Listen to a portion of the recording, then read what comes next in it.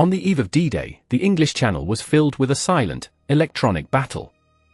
Along the windswept French coast, the German military had erected the Atlantic Wall, a colossal line of concrete fortresses, heavy artillery batteries, and a dense network of electronic eyes. Over 90 radar installations, including the giant Wurzburg dishes and Freya early warning antennas, stood guard over the sea.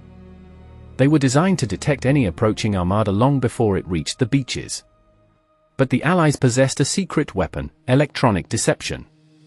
Through active jamming and the systematic dropping of millions of metallic foil strips codenamed Window, the British Royal Air Force planned to blind the German radar network completely, creating a massive electronic decoy. In our history, this wizard war succeeded, leaving the German coastal defenses blind as the invasion fleet crossed the Channel. But what if Germany had mastered centimetric radar technology 18 months earlier, deploying an unjammable electronic shield along the Normandy coast? By early 1944, German engineers had accelerated the development of their centimetric microwave radar, known as Jagdschloss-Z. Utilizing a captured British cavity magnetron recovered from a downed bomber near Rotterdam, German research teams bypassed years of experimentation. They designed a new generation of short-wavelength radar systems operating in the 9 cm band. These centimetric frequencies were entirely immune to the standard aluminum chaff dropped by Allied bombers, which was cut specifically to jam longer wavelength VHF systems.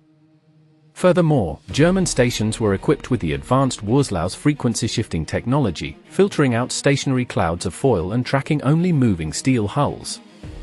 At Station Radar 44, codenamed Distelfink, located near Duversloot-Eleventh, the new microwave receivers were secretly installed inside reinforced concrete bunkers. As the night of June 5 descended, German operators sat before their cathode ray screens, ready to pierce the electronic fog. Midnight, June 6, 1944. High over the English Channel, RAF Lancasters fly in precise, repeating patterns, dropping clouds of metallic chaff to simulate a massive invasion fleet moving toward Pas-de-Calais. In England, Allied command waits anxiously, hoping the ruse, known as Operation Glimmer, will draw German reserves away from Normandy. But inside the German bunker at Douvres, the green radar sweeps reveal a different story. Thanks to the centimetric Jagdschloss-Z antennas, the chaff clouds show up as static, drifting haze, easily filtered out by the Wurzlau circuits. Meanwhile, directly to the south, the radar screens pick up a massive, dense cluster of fast-moving steel targets heading straight for the beaches of Normandy.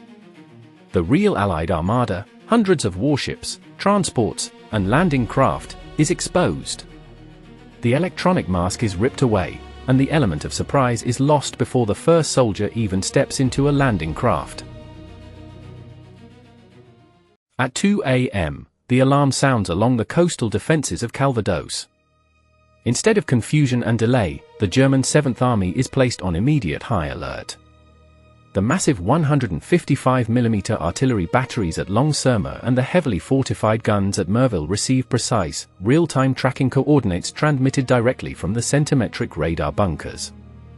Allied paratroopers dropping behind enemy lines to silence these batteries are met by dug-in, fully prepared infantry.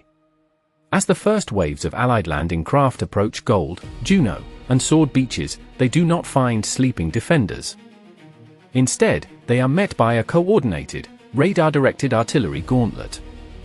Massive shells from heavy coastal guns rain down with pinpoint accuracy, turning the sea into a boiling cauldron of geysers and shrapnel. Landing craft are splintered before reaching the sand, and the surf runs red under the pre-dawn sky.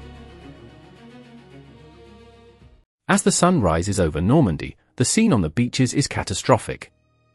Without the element of surprise, the Allied troops find themselves pinned down at the water's edge by devastating crossfire. The heavy bunker fortifications, undamaged by blind naval bombardment because the German batteries were already counter-firing, sweep the open sand with milligram 42 machine guns and rapid-fire anti-aircraft cannons. Tanks of the 21st Panzer Division, ordered forward hours earlier thanks to the early, accurate radar reports, wait in the dunes to crush any infantry that managed to breach the seawall. At Omaha Beach, the American landing zones become a systematic slaughterhouse. High-ranking commanders, listening to the desperate, fractured radio transmissions of surviving units, realize the invasion has stalled. Facing the complete destruction of his assault forces, General Eisenhower is forced to make the most painful decision of his life: order a general retreat under fire. The failure of Operation Overlord sends shockwaves through the Allied world. As the battered remains of the invasion fleet limp back to British ports, the geopolitical landscape of Europe is permanently rewritten. The defeat triggers a political crisis in London and Washington, shattering Allied morale and delaying any future cross-channel invasion by at least 2 years. This delay provides Germany with the critical time needed to reinforce its western defenses and deploy its advanced Wunderwaffen in mass numbers. But the ultimate victor of this electronic triumph is not Berlin. With the Western Allies stalled in Great Britain, the Soviet Red Army continues its relentless, crushing advance from the east. Unchecked by a second front, millions of Soviet troops sweep across Germany, France, and Spain, raising the red hammer and sickle over the Atlantic coast. The centimetric radar saved Normandy for Germany, only to deliver the entire European continent to the iron grip of the Soviet Union.